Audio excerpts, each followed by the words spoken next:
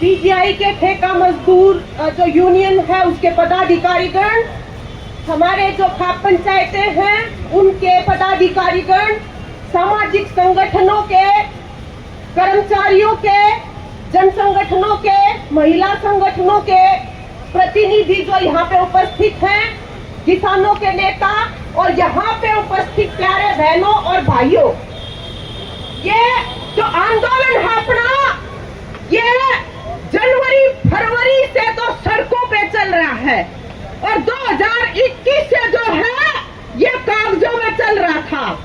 और मांग क्या है? मांग है कि HKRLN जो कौशल निगम है उसके अंदर शामिल किया जाए। कितनी बड़ी मांग है, चांद मांग है क्या? लेकिन हालत यह हो रही है कि 10 बार टाइम दिया गया कि आओ बैठो बात करो, मांग पूरी करेंगे, लेकिन हर बार क्या किया जा रहा है? हर बार धोखाधड़ी की जा रही है कर्मचारियों के साथ। कर्मचारी जो है वो हड़ताल पे है, मरीज जो है, मरीजों को सेवाएं नहीं मिलती है वहां पे, और सरकार जो है, सरकार टरकाऊ, लटकाऊ और इस तरह की नीति के ऊपर चल रही है। तो इसके अंदर अब ये अंत आ चुका है भाई और बहनों। पिछली बार यहाँ पे जिला का प्रोग्राम किया गया था, वाइस चांसलर ने कहा आ जाओ मेरे साथ बैठो और फिर बात करेंगे। 15 दिन का टाइम ले लिया उन्होंने। अब 15 दिन के बाद फिर से बात वहीं की वहीं खड़ी है। तो अब सवाल यह है कि क्या किया जाए। हम अपने संगठन अखिल भारतीय जनवादी महिला समिति की तरफ से यहाँ पे हमारी बहनें पूरी टीम उपस्थित है। हम ये कहना चाहते हैं और सारे जो सामाजिक संगठन जो समर्थन कर रहे हैं भाई, वो इसके ऊपर गौर कर लो। हम ये कहना चाहते हैं कि आज की यह जो सभा है, इसके बाद वाइस चांसलर तक मिलिए, DC तक मिलिए, कमिश्नर तक मिलिए, इस जो है CM से एक डेलीगेशन जो है वो फाइनली जाके बात करे कि ये क्या चल रहा है यहाँ पे, और वो अगर ठीक से बात करे, भरोसेमंद से बात करे तो बढ़िया है, और ना तो अगला कदम ये होना चाहिए कि RVC ने घेर कर छोटा बोला भाई जब तक बात ढंग से नहीं होगी। ऐसे चलता है क्या लोकतंत्र? ऐसे देश चलता है? हमने इनको यहाँ पे ये बिठा था कि कायदे कानून के हिसाब से काम करोगे, लेकिन ये धोखाधड़ी कर रहे हैं, सबके साथ गद्दारी कर रहे हैं। यहाँ पे जो है ये बर्दाश्त नहीं की जा सकती। और दूसरी बात इसके साथ यह भी है कि जिस जगह पर बैठे, हाँ भाइयों बहनों, इसका बारना देख लो, कितना गंद और कितनी गंदगी है। नाक पे ऐसे कपड़ा लगा के ऐसे अंदर आना पड़ा है इस पार्क के अंदर, और ये हालत एक शहर की नहीं है। तमाम जिला हेडक्वार्टर्स पे ऐसे गंदगी और पूरा मतलब बदहाली का आलम है। तो हम सारे सामाजिक संगठनों को पूरे हरियाणा के स्तर पे भी पूरा मोर्चा बनाना पड़ेगा कि किसके साथ जुल्म जाती हो, कोई नागरिक सुविधाएं नहीं मिले तो इकट्ठे होकर पुंजर पर पानी धरांगे जब तक ये मानने को नहीं। ये जो आगे आगे चल रहे हैं ना, इनकी चाल सीधी करनी है, और यहाँ पे जिला पे भी ऐसे ही मोर्चा बनाना पड़ेगा अपने को। आज अगर ये ठेका प्रथा खत्म करके रोजगार निगम भी ले ले, लेकिन हम ये कहते हैं कि जहाँ पे काम पक्का है वहाँ पे कर्मचारी पक्का होना चाहिए। ऐसे नहीं है कि कोई गरीब है, कोई लाचार है, विधवाएं हैं, उनका शोषण करते रहो और विभागों को जो है ताले जड़ तो धीरे धीरे, नो, ये चलेगा नहीं। तो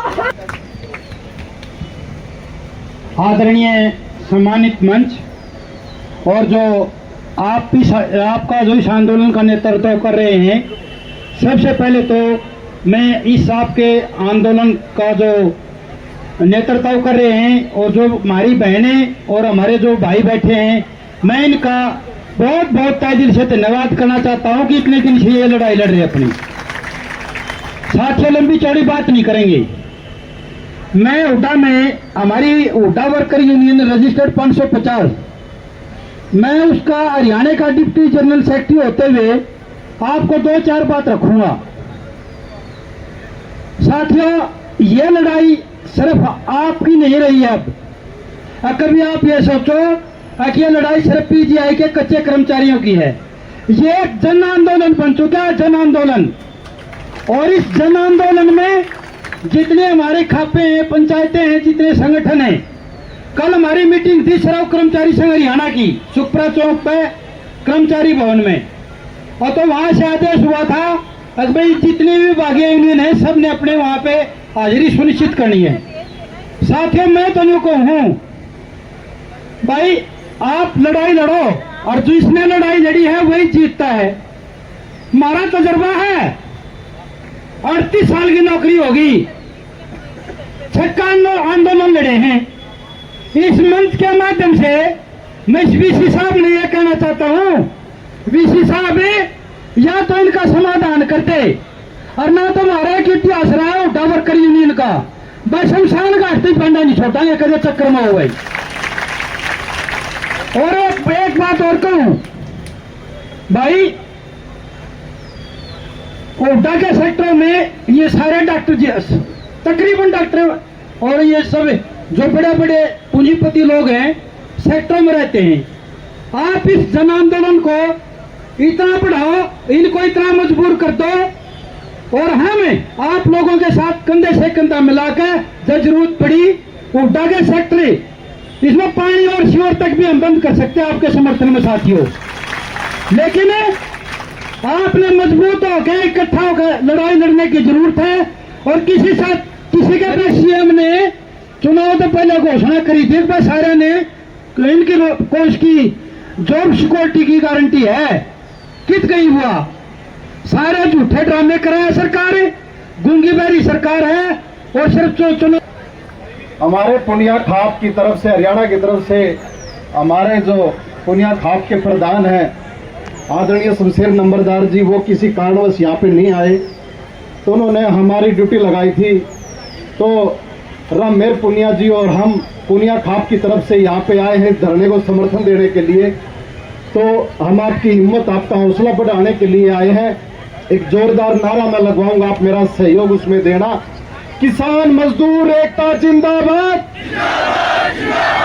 किसान मजदूर एकता जिंदाबाद, अपना हक हम लेकर रहेंगे। जय जवान जय किसान। मेरी माता और बहनों, आपको एक बात कड़वी जरूर लगेगी, लेकिन जब इलेक्शन आवा है, जब इन हालात हम भूल जावा हाँ, और इलेक्शन के टाइम पे हम वोट गिरा जात और पात के नाम पे, 2 दिन जात पात के नाम पे वोट गिर कर पूरे 5 साल ही हमने पीसते रहे हैं। धर्म के नाम पर, जात के नाम पे हमारे सारे देश का यूथ धर्म के नाम पे भगा रखा है।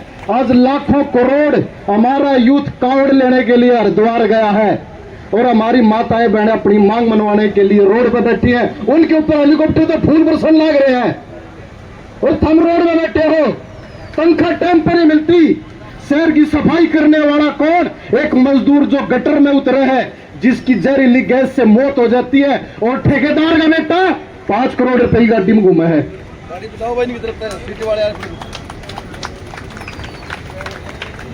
ठेका पर था, हर जगह ठेका। मेरे को तो एक पीड़ा बहुत ज्यादा ये हो रही है। 2-4 तंग आदमी, जो इतने आदमी बैठे हैं, ये सारे तकलीफ में बैठे हैं, और 2-4 फेसबुक का कम लिखते हैं, कोई तकलीफ नहीं, ये है वो है। और अपने स्वार्थ के लिए अपने भाईचारे को कुर्बान करने लगे। उन्हें दलील आदमी उन्हें शर्म आनी चाहिए। फेसबुक पर मैं देखता हूँ, वो आदमी वो कहते हैं 2-4 चंद आदमी बैठे, चंदे के लिए बैठे, अरे 1 आदमी बैठे, तकलीफ वाले बैठे, आकर उन्हें मदद करनी चाहिए। बड़े शर्म की बात उन आदमियों के लिए। और मैंने सब तय दिल से आपके साथ है। आपका बहुत बहुत धन्यवाद।